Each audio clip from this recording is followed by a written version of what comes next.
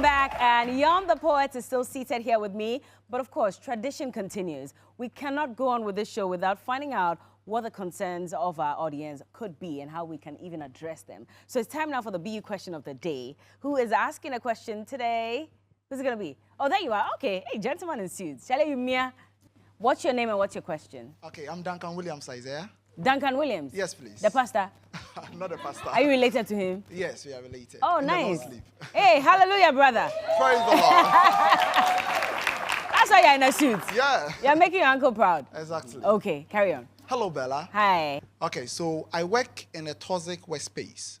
In that regards, how do I maintain a healthy working relationship with my colleagues? Very interesting one. Yom, what would you say to him? I think that you have to set boundaries. I think it's important to set boundaries to make things clear. And I think you have an HR department in your office, right? Yes. Yeah, so I think you should raise the issue of the environment being toxic and try to go around having conversations of trying to alleviate that issue or that problem. Yeah.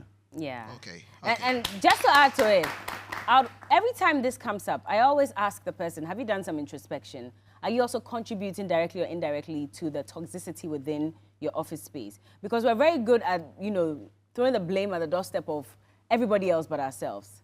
What are you also doing that's probably contributing to it or making it so apparent and obvious?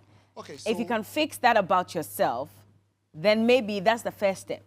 Then now you can start addressing everybody else. Like Yom says, go to the HR department. See if you can sort of change the way you relate with people in the office just a little bit and see if that brings about some change. If that doesn't work, if you have another opportunity, I'd say leave. Because you cannot thrive in a toxic environment. Okay, thank you. Yeah, that's what I think. You were going to say something, though. Yes, please. So I wanted to say, indirectly, I also play a role. Because I'm supposed to report to the HR to alleviate that toxic environment. Yeah, and yes. you don't do that. And I don't do that. I think you have your answer with Yom. Yes. Thank you so much. You can have your seat now. Thank you very much. And well, if you also have any answers as to how he can deal with the toxicity in his work environment, please send us a message. The hashtag is The Day Show. But Yom the Poet is here, and that was an incredible opening to the show. Yeah, thank you very much. Poetry. Yes. Is it not boring? It depends. It depends on what? On how you present it. Okay. Yes, exactly. What I did right now, I don't think was boring. No, I it don't wasn't. think the crowd thought was boring. So it's all about presentation. Okay. Yeah. So, how long have you been doing poetry? Quite a while. I mean, ever since I was born, Okay. I've been working with poetry, with words. I love words, and so it's something that's been a part of me as far back as I remember. Yeah. Even as a child? Even as a child. Well, we're told that if you want to do poetry, then your grammar must be top-notch. Because you need to really know how to play with words. Well, I mean, it's a factor. I understand that. But I think poetry is expression. And even if your grammar isn't like 100%, once you want to express yourself, you're allowed to. I mean, poetry is writing. It's putting out your emotions. So it's not necessarily, for me personally, it's not necessarily dependent on grammar. It's how you're able to communicate your emotions. Yeah. How you're able to communicate your emotions. Yeah. Is that probably what motivated you to go into poetry? You needed an avenue to pour out your heart? Well, yes, but the other side is that I'm a very observant person, and I observe a lot. And I realize that there's a lot of stuff going on in Ghana, like that's going undocumented. Yeah. You understand? It's like there's no narrative, and it's other people are seizing our narrative, and they're trying to control our narrative. But I think that we need to explain our stories. We need to talk about our things, the things that's happened to us, and we need to put them in mediums that like the next generation can come to and understand.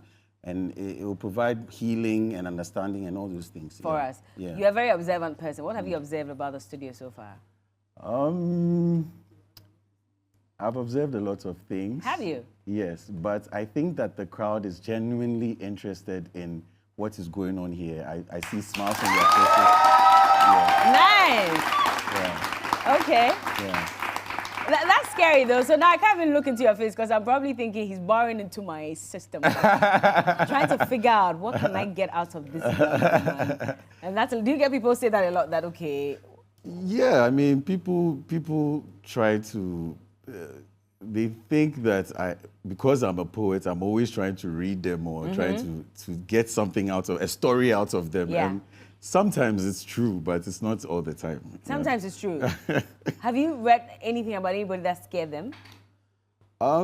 They don't know. I mean, unless they hear the poem or they hear the piece and then they realize that, okay, this person is talking about, or they may not know. I don't understand. Yeah. How do you develop your poems? Where do you start from? Actually, as I said, because of my observant personality, I can sit with an issue or a problem for a long time. Like I have a piece called Sewakoto, which is about skin bleaching, you understand? And I experienced that in uni when I had a friend who I liked very much. She was my friend. She was really amazing. I thought she was very amazing. And over time, I realized that her skin was lightening. So with that in mind, I was like, wow, this girl is like amazing and everything. But she really thinks she needs to do more. Wow, okay. And then I sat with it, and saw more examples in public, you understand? And so when it's time to write it, it just comes naturally. Just like that? Yes, because you've spent a lot of time with the issue. I want to hear Sewakoto. I can give you a little bit. Okay. Just a little, yes. From the get-go, she was all about stilettos. And she walked with the confidence of post-colonial Nkrumah, and yet stilettos, they cried for independence. She aspires to be the cream of the crop, and so she applies cream to crop out the darkness, just so her mirror on the wall would say that she was the fairest of them all. I suppose that somewhere within the syllabus, somebody forgot to teach that a painting possesses more value than its Photoshop version. Miss Barbie, paying no mind to hypercritical, hypocritic men waxing lyrical on her methods unethical. All she knows is a newfound complexion, stay decompressing formerly complex conquests. Wow. I like that you said, so she can look on her mirror on the wall and ask who is the fairest of them all. Before that, you said a line as well. Her toes were begging for independence. I just pictured it and I was like, oh my. No, but you guys are really creative because naturally all you have to do is, she's bleaching. Why is your skin fairer than, why are your toes darker than your face? Yeah. But you found a very unique way of stringing these words together. I feel like at the same time, too, with my poetry, you can't be judgmental. You understand? You just need to narrate the story as it is. So that, when you come from an attacking point of view, a lot of people just block you out. Yeah. Once you tell them a story, they can place themselves in the story and then relate. So that's what I try to do. I don't try to judge or anything. I understand that. And I think that's a beautiful piece. Yeah. I hope that you pour out a lot more of such things. But while being a poet, I know the industry hasn't been too favorable to poets. Yes. I mean, I can't speak for everyone, but I think that you, as the artist, need to also try. You are challenged. The system is challenging, so you need to challenge yourself.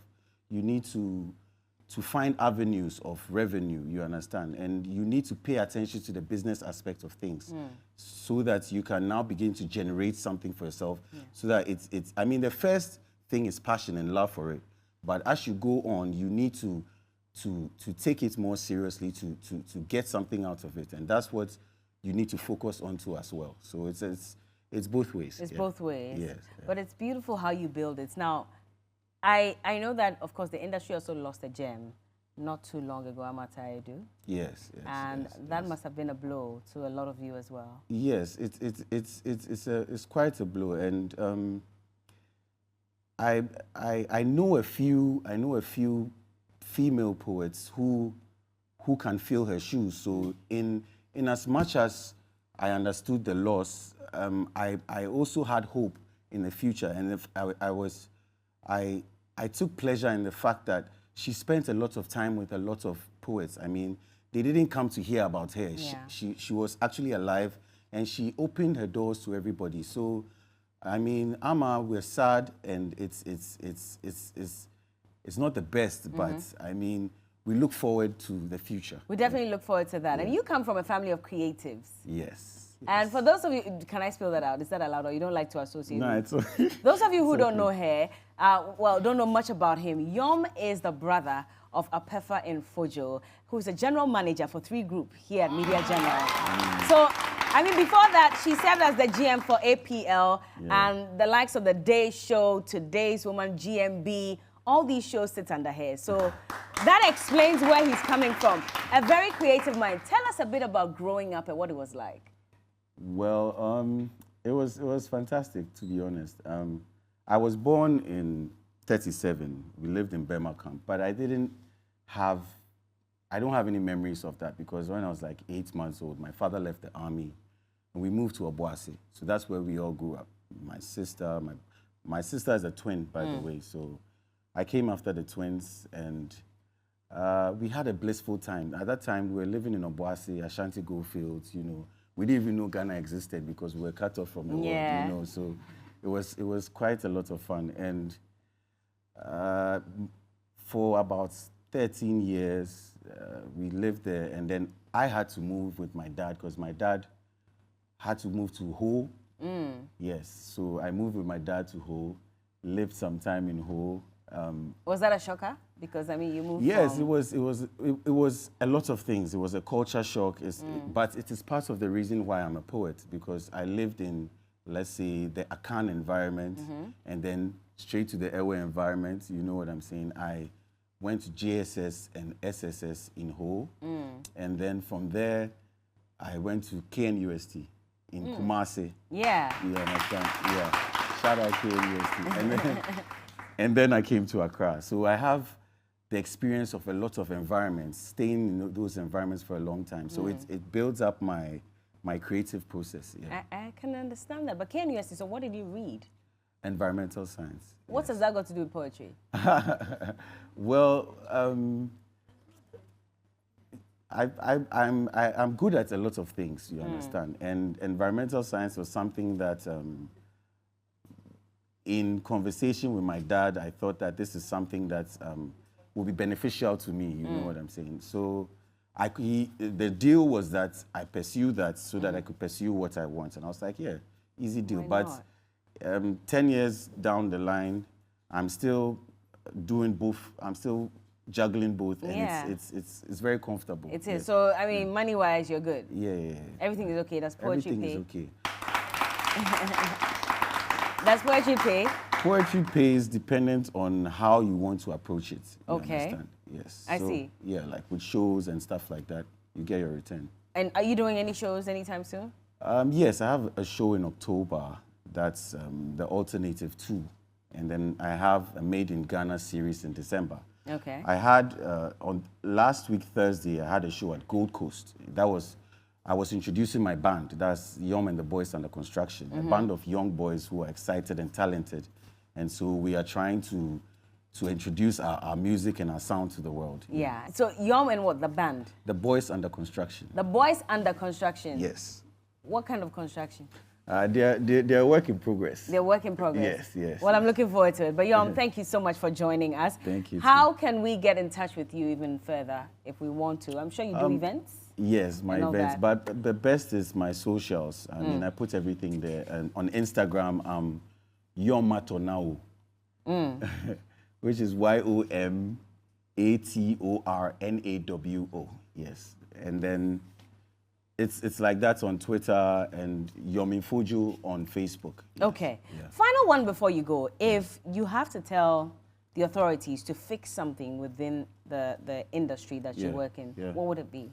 I think it's to place more serious people in positions of power because creativity is very important in any environment. And even Kwame Nkrumah saw that. And so he was very, very adamant that this needs to be done and done. We need to stimulate the minds of the people through creativity. That's how you bring national interest. You understand? So it's very important that creativity is given the environment that it needs to thrive. Exactly. And that can only be done if we have serious people, serious-minded people within the spaces that decision-making is made. Yeah. Definitely. Christopher Yom and Fojo, we all call him Yom the Poet. Please put your hands together for him. Thank you for It's been a pleasure. It's been a pleasure. Having you on. Yeah. And yes, don't worry, our toast will get independent very, very soon. But it's been a pleasure. Right. And well, when we get back, we'll pour some liquor. Are you ready? We'll be right back.